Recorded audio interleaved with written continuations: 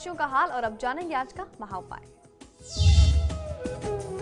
आज का महाउपाय बहुत ही विशेष है। विशेष इसलिए है कि मैं आज आपको ये बताने वाला हूं कि श्रावण मास का महत्व क्या है और श्रावण मास में शिव पूजा का महत्व क्या है। हम लोग आज सावन का सोमवार तो मना रहे हैं, पहला सोमवार मना रहे हैं, लेकिन जब आप ये जान लें कि आज की तिथि का या इस पूरे महीने का महत्व क्या है तो आपको बहुत अच्छा लाभ मिल सकता है। ये जो पूरा महीना है ये बहुत ही विशेष महीना है। श्रावण मास में मनाए जाने वाले व्रत और त्योहार क्या क्या हैं, श्रावण मास में भगवान शिव और उसके अलावा अन्य देवी देवताओं के पूजन की महत्ता और विधियां क्या क्या हैं, ये सब संपूर्ण जानकारी हम आपको उपलब्ध कराएंगे और आपकी जिज्ञासा को शांत करेंगे।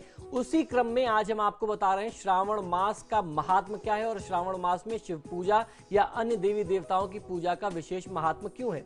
श्रावण मास उस महीने को कहते हैं जिसकी पूर्णिमा तिथि में श्रवण नक्षत्र पड़ता है। हिंदू पंचांग के अनुसार यह 5वां महीना माना जाता है। वर्षा ऋतु इस महीने में प्रधान होती है जिससे इस माह का महत्व और बढ़ जाता है। वर्षा ऋतु संपूर्ण धरती को जल देकर के पुष्टि प्रदान करती है, इसलिए श्रावण मास को सब प्रकार से बहुत ही पुष्टिकारक माना गया है हमारे धर्मशास्त्रों में। इस समय में सारी प्रकृति, देवादि एवं सभी प्राणी प्रसन्नता से लहलहा उठते हैं।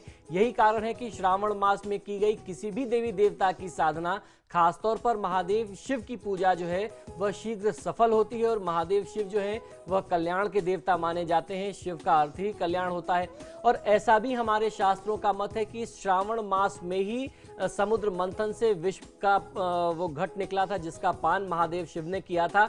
उनके उस विष की उष्णता को, उस गर्मी को शांत करने के लिए ही हम लोग जलाभिषेक करते हैं, दुग्धाभिषेक करते हैं या नाना प्रकार के अन्य द्रवों से उनका अभिषेक करते हैं, जिससे उनकी गर्मी जो है वो तेज जो है शांत हो सके और वह पूरे जगत का, इस सृष्टि का कल्याण कर सके। जब किसी भी गुरु को या किसी भी देवी देवता को उसकी साधना में आप उनकी सेवा करते हैं तो जब वो साधना से उठते हैं तो उस समय दिया हुआ आशीर्वाद किसी भी जातक के लिए बहुत ही लाभकारी होता है। जिस तरीके से हमने जाना कि चतुर्मास चल रहा है, भगवान श्री हरि जो हैं वह योग निद्रा में है। वर्तमान समय में जब आप उनकी साधना करते हैं, जब वो योग निद्रा से बाहर आते हैं और उस समय जब वो आपको आशीर्वाद देते हैं तो वह साधना तत्काल फलित होती है। तो ठीक उसी प्रकार से जब इस सावन के महीने में जो चतुर्मास के बीच में आता है, जब आप महादेव की आराधना करते हैं, देवी की आराधना करते हैं या भगवान श्री विष्णु की आराधना करते हैं तो आपका कल्याण हर प्रकार से निश्चित माना जाता है। इस तरीके की जानकारी हम आपको इस पूरे सावन पर्यंत उपलब्ध कराते रहेंगे। आज सावन का सोमवार है, आपसे जैसा भी बन पड़े, पहला सोमवार है, महादेव शिव की उपासना आप अवश्य करें।